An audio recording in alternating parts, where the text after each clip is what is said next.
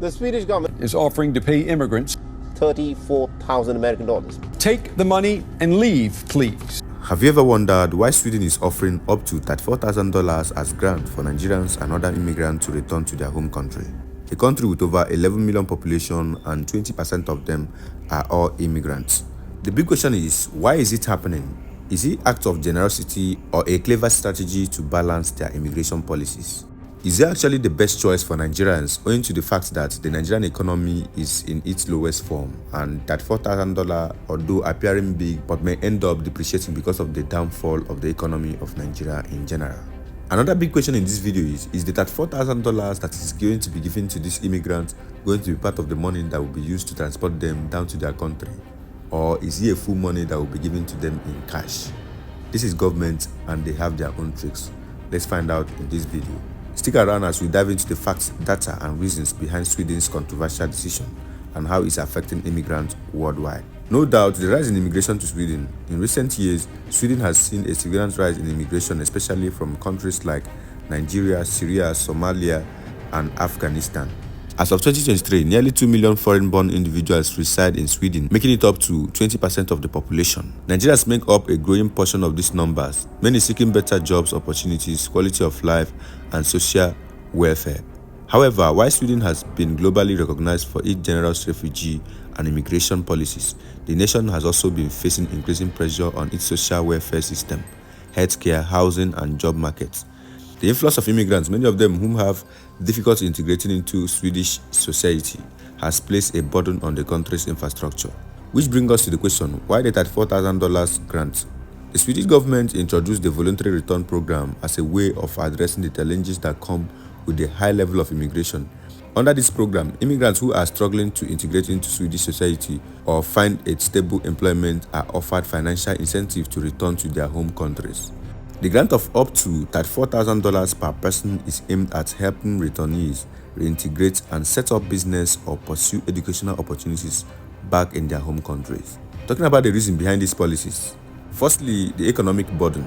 Immigrants who are unable to secure jobs or are dependent on social welfare programs can place a strain on Sweden's economy.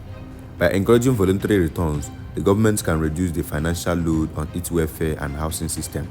Secondly, the integration challenges. Despite efforts to integrate immigrants, many face challenges such as language barrier, cultural offenses, and lack of relevant job opportunity. By offering financial support to return home, Sweden helps these individuals reintegrate into more familiar environments where they may have better chances of success. Thirdly, the public opinion. In recent years, there have been a growing anti-immigration sentiment among not just Swedish citizens but in the world at large. Offering a voluntary return program allows the government to address public concerns without resorting to forced deportation or harsh immigration policies, or even by their own country citizens reacting to actions like this.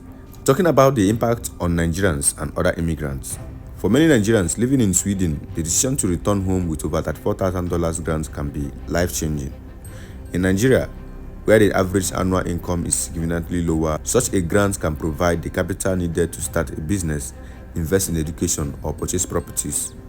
For example, according to the World Bank report, the average income in Nigeria is around $2,000 per year, meaning that the grant is equivalent to over 17 years of income for the average Nigerian. However, the program is not without critics. Some argue that the grants may not be enough to cover the long-term needs of the returnees, especially in countries with unstable economics or political unrest, which example of them is Nigeria. Others question whether the program is truly voluntary, as many immigrants may feel pressure to return due to the difficulties of adapting to life in Sweden. The Sweden's $4,000 grant for immigrants, including Nigerians, to return to their home countries is a strategic move aimed at balancing their immigration policies, reducing economic burdens, and addressing public opinions. While the program offers immense opportunities for the returnees, it also raises the questions about long-term sustainability and the pressures immigrants face in a foreign land. The big question in this video is, do you think it's an option for Nigerians, owing that the $34,000 is worth over 50 million naira in Nigeria? Would the economy of Nigeria favor them or not in this decision? Drop your comments and please do like and subscribe. Going further, here are 10 fun facts about Sweden that you might find intriguing. Firstly, Sweden is home to Ice Hut, located in the village of Javi, the ice hotel is built entirely from ice and snow every winter. The ice hotel is built entirely from ice and snow every winter. Guests sleep on the icebergs, and the hotel even has an ice bar. It's a must-see if you are into unique travel experiences. Secondly, the Swedes love coffee. Fika culture.